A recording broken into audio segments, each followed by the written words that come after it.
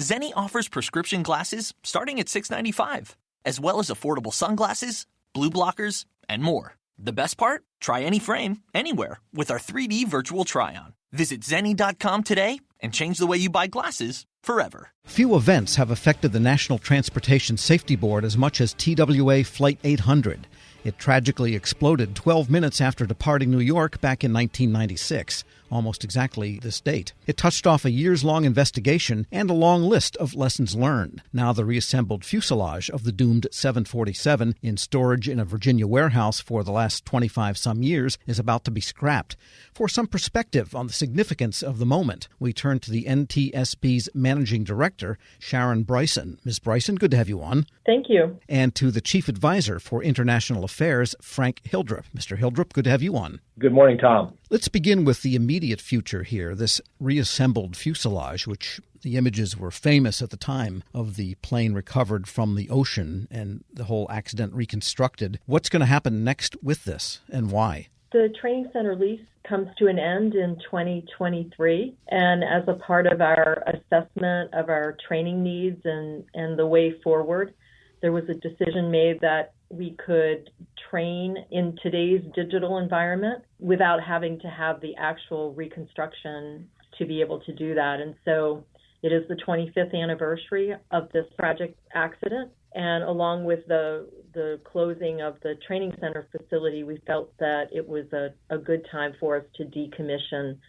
the reconstruction that was so critical in the investigation in the early days. In other words, this reconstruction has been used to teach new generations of investigators what to look for in aircraft wreckage, but now that can be done with simulations. Fair way to put it? That's correct. It's been here since 2003. We were fortunate enough to have the victim families, those impacted most by this tragedy, allow us to use it for all those years for training purposes, and it has certainly served a great purpose in that regard, and we're very much appreciative of them allowing us to use it for training purposes. Got it. So it'll be scrapped. And the investigation itself was a long one. It took several years for the NTSB to come up with, in fact, the engineer that devised what was the most likely scenario won a Service to America medals, because I interviewed him a number of years ago in analyzing that quarter second of tape that seemed to indicate what happened in the fuel tank, which exploded.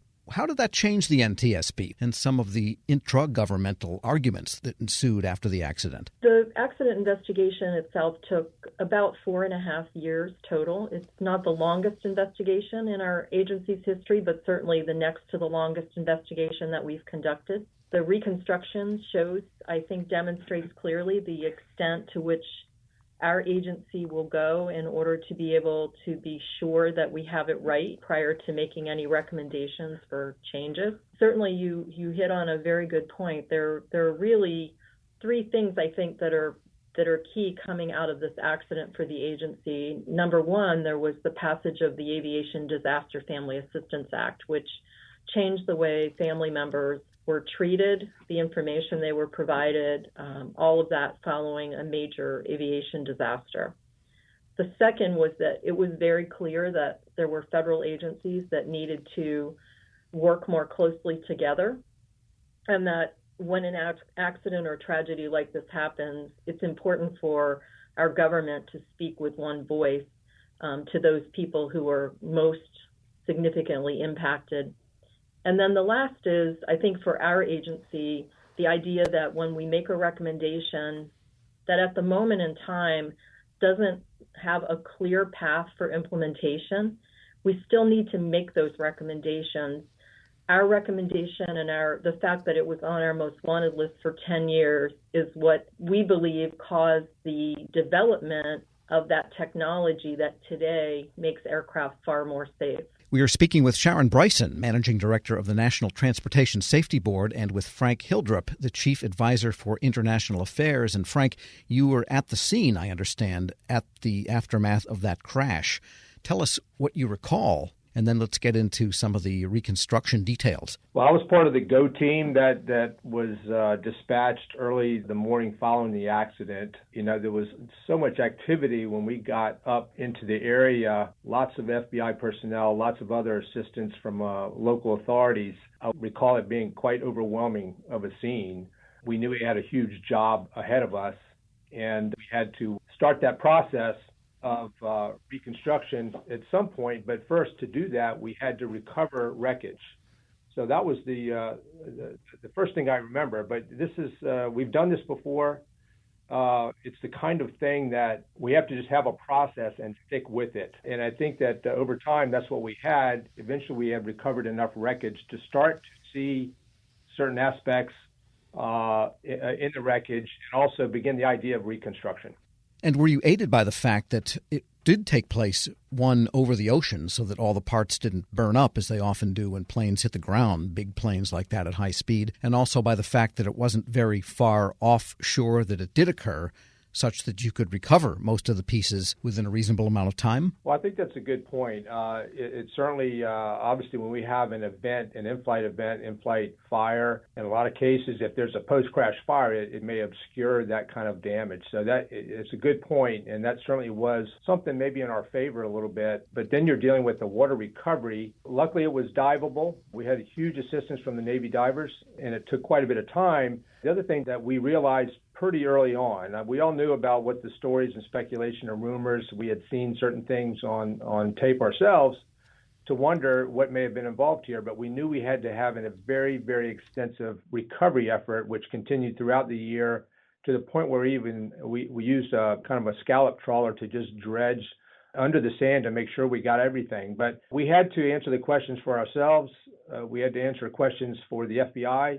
And we had to answer questions for the public, and that's ultimately what you see with the extent of our recovery, extent of our reconstruction.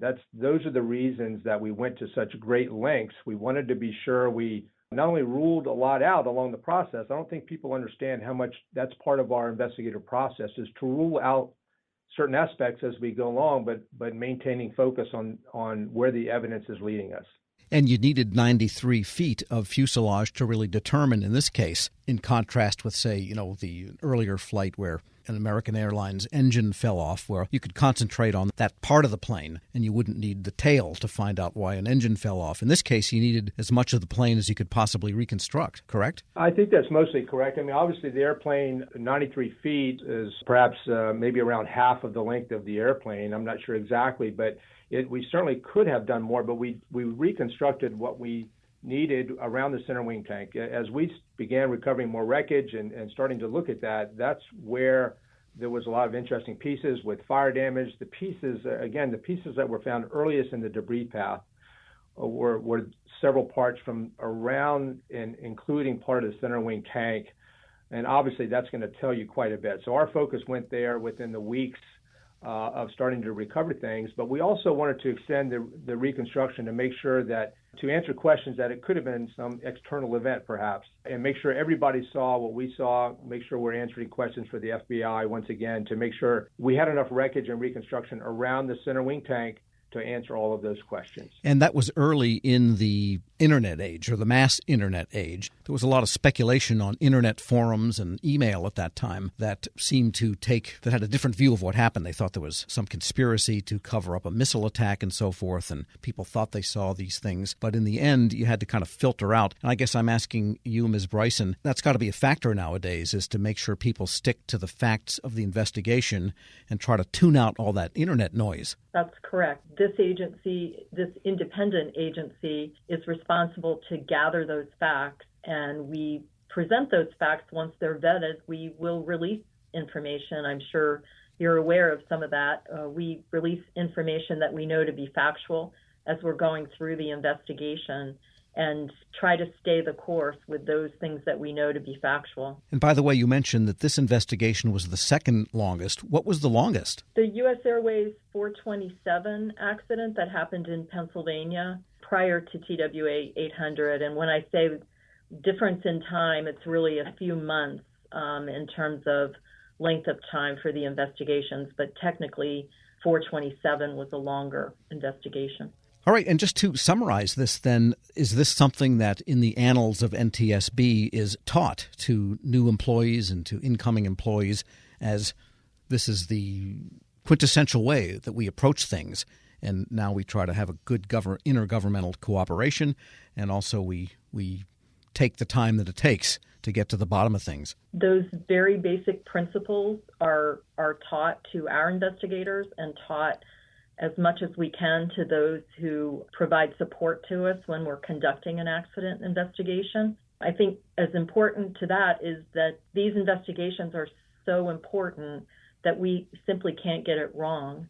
And we want to take the amount of time that is required to gather the facts, do a good analysis, and make recommendations to keep it from ever happening again. Sharon Bryson is Managing Director of the National Transportation Safety Board. Thanks so much for joining me. Thank you. Frank Hildrep is Chief Advisor for International Affairs there. Thank you as well. Hey, thanks a lot. We'll post this interview at federalnewsnetwork.com/Federal Drive. Hear the Federal Drive on demand. Subscribe at Podcast One or wherever you get your shows. Hello, and welcome to the Lessons in Leadership podcast. I am your host, Shane Canfield, CEO of WEPA. Today, I'm thrilled to be joined by Vice Admiral Cutler Dawson. Cutler has had an incredible career serving our country for 35 years in the Navy, where he attained the rank of Vice Admiral. And during his service, he had numerous assignments afloat and ashore, including Commander, 2nd Fleet, Striking Fleet Atlantic, and in Washington at the Pentagon and on Capitol Hill, where he was the Navy's Chief of Legislative Affairs. Immediately following his retirement from active duty in 2004, he became the president and CEO of Navy Federal Credit Union, the world's largest credit union, where he served for 14 years. Under his leadership, Navy Federal grew from 2 million to 8 million members. Phenomenal. Cutler, welcome and thanks for joining me. Thank you, Shane. You've had a fascinating career across both military and the private sector. Can you tell us a little bit more about your background and your professional journey? Well, I started out at the Naval Academy, where I graduated in 1970, and then, as you mentioned, spent 35 years in the Navy with 6 actual afloat commands. The first one was when I was 27 years old. I didn't know enough to be scared of anything, and it was probably one of the highlights of my career. And then after I retired, after 35 years, I went to work at Navy Federal Credit Union as the CEO, where I spent my next 14 years. I'm currently retired and enjoying life, and it's been a great run for me. How would you describe your leadership style, and how's that developed over the years? My style has been quite consistent. I believe, and I've learned this in the Navy, that you have to go to the deck plates to see what is going on. And you have to learn what your people do and how they do it, so you can help them to be better at it and more efficient and more productive. It's something that you need to do all the time. I remember I used to tell folks that you don't want to retreat to your cabin. And what I mean by that is the longer you're in a position, the less you think you have to get out and about. But that should be the opposite. You should get out and about more, because people change, situations change, and you've got to figure out a way to get to them and find out what they're doing and what you can do to help them. We'll talk a little bit more about your book, but I read it, From Sea to the C-Suite. Fantastic read. You talk about the deck plates in that as well. I would encourage everyone to get a copy of this and read some more detail about going to the deck plates. Cutler, who was the most impactful leader in your life, and what quality did you admire about them? I had numerous while I was in the Navy, but the quality that I enjoyed the most was the leaders that got to know me as an individual, and that they cared about me, and I could tell that they cared about me. And they were not only my leaders, but they were my mentors. And I remember one particular one, Bill Schiffer, when I had my first assignment at the Pentagon. I would go in to see him with my problem of the day, and I knew that he had numerous problems of his own, but he would stop and he would focus on me, and he would make me feel like I was the most important person in his world. And I tried to do that throughout my career, but really it's about caring for your people. Cutler, in reading your book, there was a quote you used to inspire those people that work for you. And it really got my attention. And it was, you are the captain of your own ship. I wonder if you can talk a little bit about what that means and how it was useful to you and the leaders you were developing. Absolutely. What I mean by captain of your own ship, when you are the captain of a ship, sometimes you're in the middle of the ocean and you don't have anybody to turn to make decisions. You don't have anybody to turn to ask, what should I do now? You have to be the captain of that ship. And I translated that into, let's say, Navy Federal's organization, where I would tell branch managers that I said, you are the captain of the ships of Navy Federal. You're the ones that are facing the members or customers, as others call them, every day. And you have to make decisions without a lot of guidance in some cases and without a lot of time.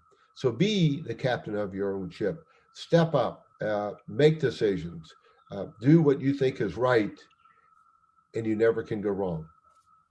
I think that is so important. And you have to give your people a little bit of latitude to take some risk as well, because there is risk for them in doing that and risk to your organization. That's right. And I mentioned that I took command of my first ship with 5 years in the Navy, and I was 27 years old. Well, my boss had 32 years in the Navy, and his guidance to me when I first met him was, Cutler, you do the right thing and I'll back you up all the way. What a wonderful way to spend an assignment with backup and guidance like that. What great advice.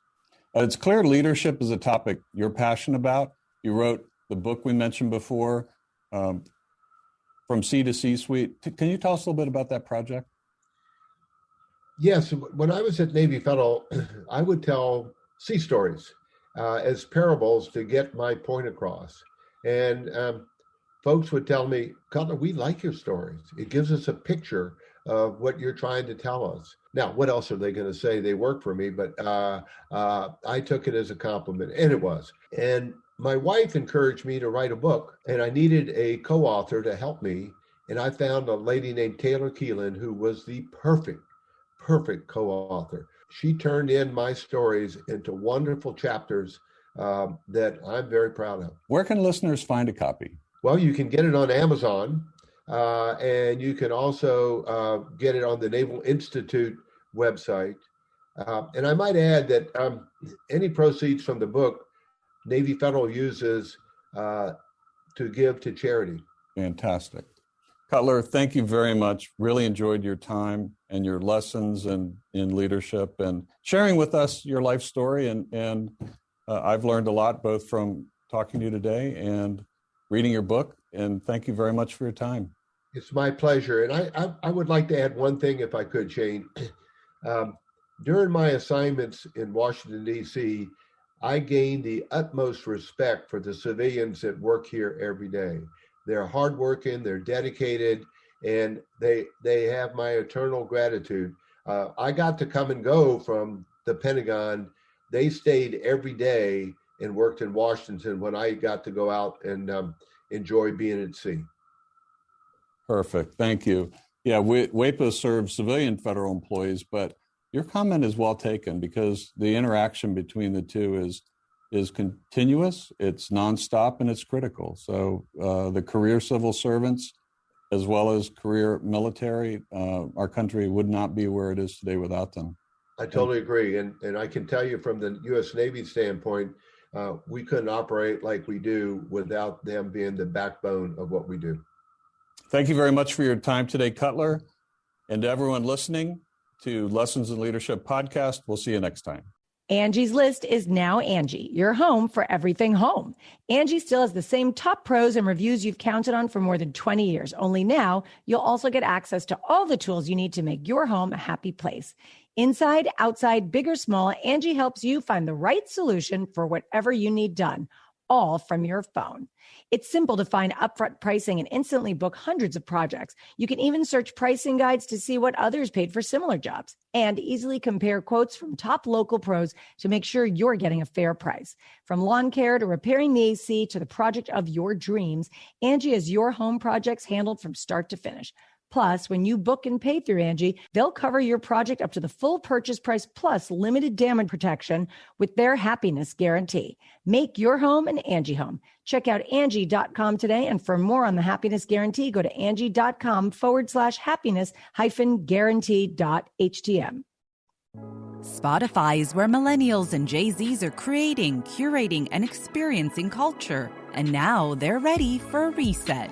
Gen Zs can't wait to reconnect with their friends in real life, and millennials are still trying to manage work-life balance at home. One thing they have in common, audio is helping them navigate what's next. Audio, music, podcast, ASMR, soundscape, playlist. Learn more about both generations in Culture Next, Spotify's annual trend report.